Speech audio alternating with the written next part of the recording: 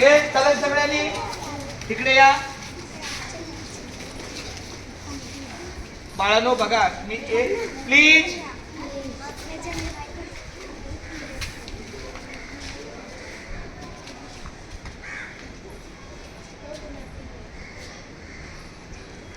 संगीता राखू. संगीता कुठे आज आलेली? संगीता संतोष कारंडे.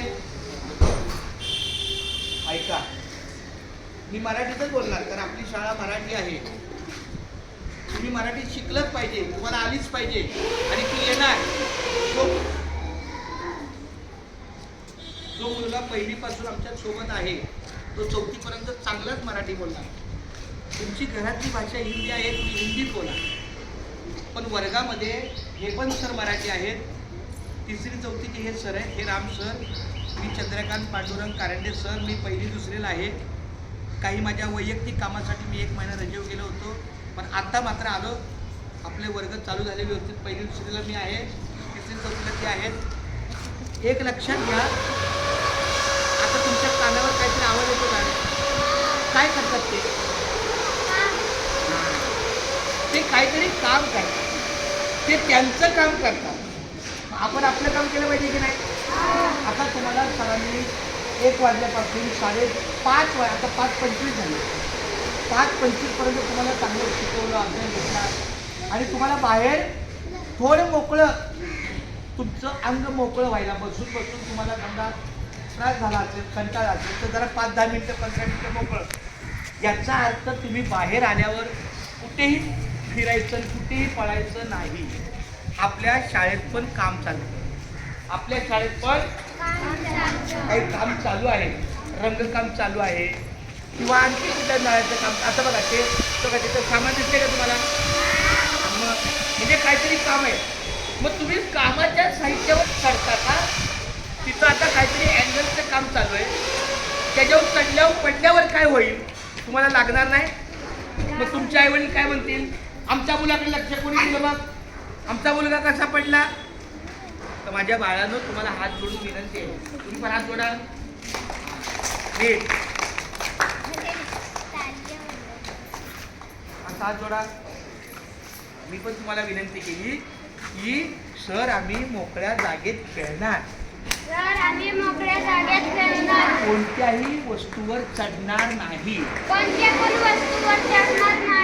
कारण आता बघा तो जो आहे ना अँगल, तो कशाचा आहे? चढायचा आहे का? नाही. सांगतो तो अँगल कशाचा आहे. समजा एखादा पायानं जखमी असलेला माणूस आला किंवा एखादा अपंग, तुम्ही मुलं अपंग नाहीयेत, तुम्ही मुलं अपंग नाही, पण आपल्या शाळेत जर कोणी पालक आले त्यांना पायऱ्या चढता नाही आल्या तर ते त्याला धरून चालू शकतात. चढताना तो रॅम्प आहे. काय आहे? मग कोण मगाची मुलगी त्याच्यावर चढत होती म्हणजे तुम्हाला ते तोडायचं आहे का? मग चढायचं नाही. ज्याला तोडायचं असेल तो चढ, ते चोडायचं नाही. किंवा इकडे या, हळूहळू या, इकडे या, व्हिडिओ चालू आहे, आगे आगे आओ. बस काय बोललो? एक मिनिट बस. आता हे काहीतरी कामासाठी ठेवलंय, ह्याच्यावर चढणं योग्य आहे का? मग ह्याच्यावर पडलं तर मग 3-4 मुलं मला अशी दिसली, हे देखो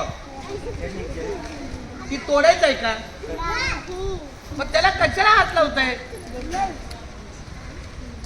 देखो मेरे बच्चों, ये बार बार हाथ लगाने से ढीला पड़ेगा और ये टूट जाएगा.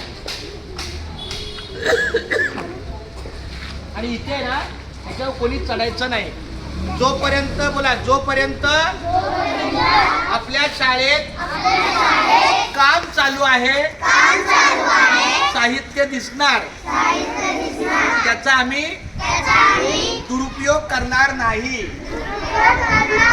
आता तुम्हाला माहिती आहे का, तिथं कोणीतरी काहीतरी केले, तिथून पाणी सगळं निघालं. म्हणजे आता हे पाणी वाया गेले की नाही?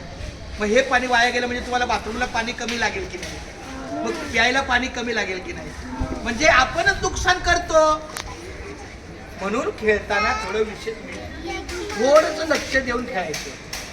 कशावर चढायचं नाही, ह्याला हात लावायची जागा नाही, ही ह्याला हात लावायचाच नाही, कारण ही हात लावायची जागाच नाहीये. तुम्ही लंगडी आहे का? तुमचा पाय मुरगळलाय का?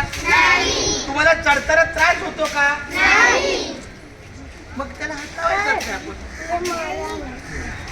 लक्षात आलं? आजूबाजूला काही साहित्य आहे, त्या साहित्याला हात लावायचा नाही, त्याच्यावर चढायचं नाही.